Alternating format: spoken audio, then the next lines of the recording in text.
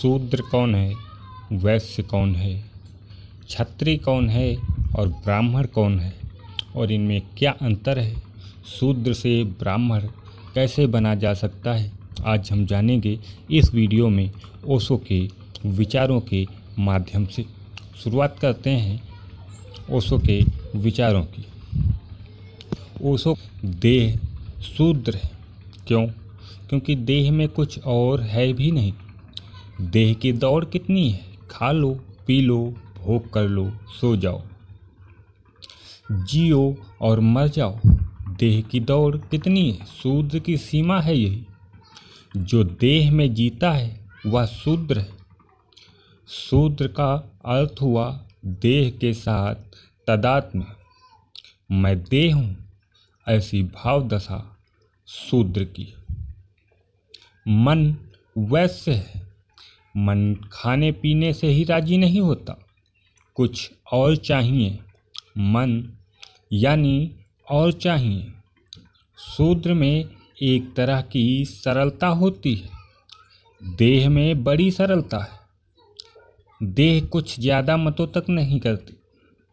2 रोटी मिल जाए, सोने के लिए छप्पर मिल जाए, बिस्तर मिल जाए, जल मिल जाए, कोई प्रेम करने को मिल जाए, प्रेम देने लेने को मिल जाए, बस शरीर की मांगे सीधी साफ हैं, थोड़ी हैं, सीमित हैं। देह की मांगे सीमित हैं। देह कुछ ऐसी बातें नहीं मांगती जो असंभव हैं। देह को असंभव में कुछ रस नहीं है। देह बिल्कुल प्राकृतिक है। इसीलिए मैं कहता हूँ कि सभी शूद्र की तरह पैदा होते हैं, क्योंकि सभी देह की तरह पैदा होते हैं। जब और की वासना उठती है तो वैश्य का मतलब है और धन चाहिए। यह वैश्य की दशा है। वह कहता है और इतना है तो और ऐसा मकान है तो और थोड़ा बड़ा, इतना धन है तो और थोड़ा ज़्यादा धन। देह शूद्र है और सरल है। शूद्र सदा ही सरल होते हैं। मन बहुत चालबाज, चालाक, होशियार, हिसाब बिठाने वाला है। मन की सब दौड़ें हैं। मन किसी चीज से राजी नहीं है। मन व्यवसायी है। वह फैलाए चला जाता है। वह जानता ही नहीं कहाँ रुकना है। वह अपनी दुकान बड़ी किए चला जाता है। बड़ी करते करते ही मर जाता है। आत्मा क्षत्रिय है। क्यों? क्योंकि क्षत्रिय को ना तो इस बात की बहुत चिंता है कि शरीर की ज़रूरतें पूरी हो जाएं। ज़रूरत पड़े तो वह शरीर की सब ज़रूरतें छोड़ने को राजी है। और क्षत्रिय को इस बात की भी चिंता नहीं है कि और अगर क्षत्रिय को इस बात की चिंता हो तो जानना कि वह वैश्य है, क्षत्रिय नहीं। क्षत्रिय का मतलब ही यह होता है संकल्प का आविर्भाव, प्रबल संकल्प का आविर्भाव, महासंकल्प का आविर्भाव।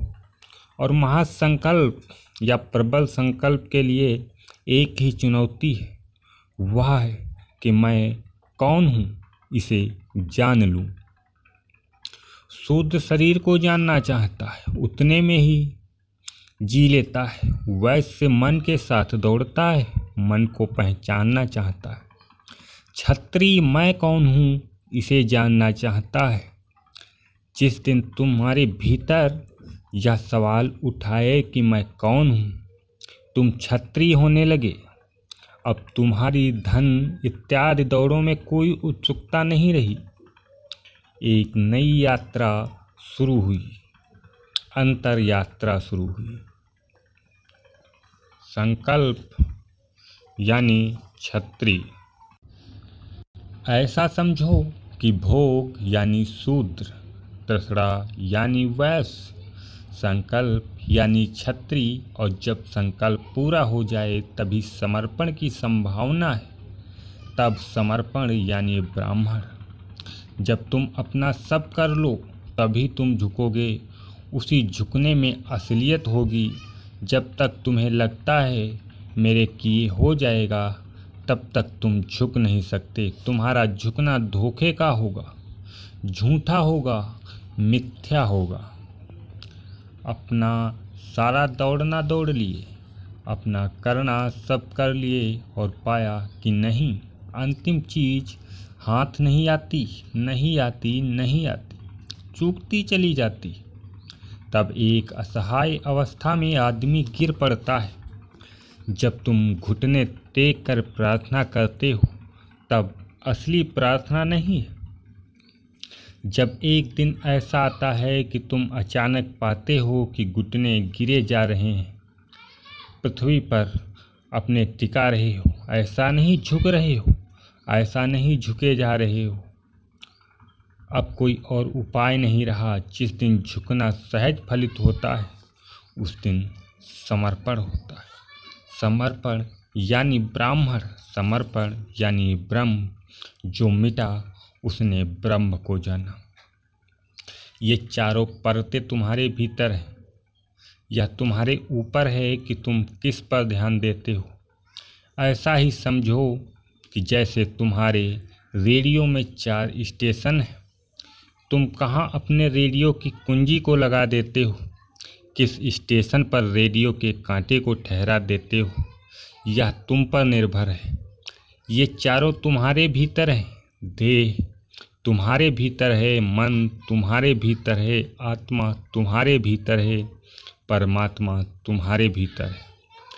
अगर तुमने अपने ध्यान को देह पर लगा दिया तो तुम शूद्र हो गए।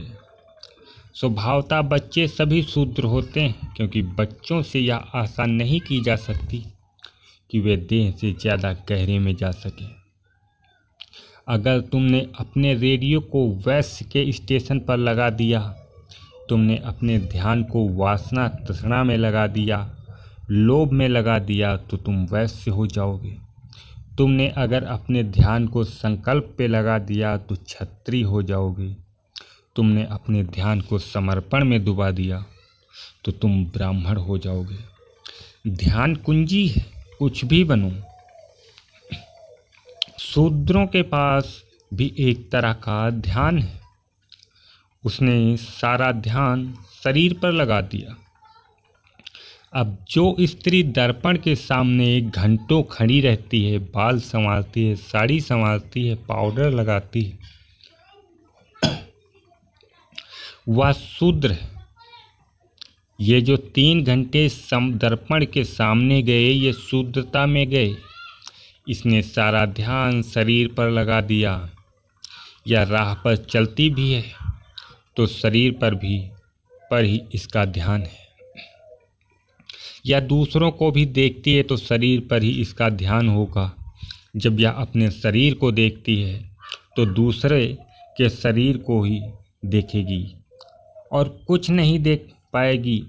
अगर यह अपनी साड़ी को घंटों पहनने में रस लेती है तो बाहर निकलेगी तो इसको हर स्त्री की साड़ी दिखाई पड़ेगी और कुछ दिखाई नहीं पड़ेगा। जन्म तो शूद्र की तरह हुआ है।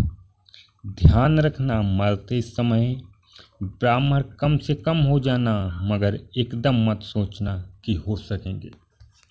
कई लोग ऐसा सोचते हैं कि बस आखिरी घड़ी में हो जाएंगे। जिसने जिंदगी भर अभ्यास नहीं किया वह मरते वक्त आखिरी घड़ी में रेडियो टटोलेगा, स्टेशन नहीं लगेगा, फिर पता ही नहीं होगा कि कहाँ है।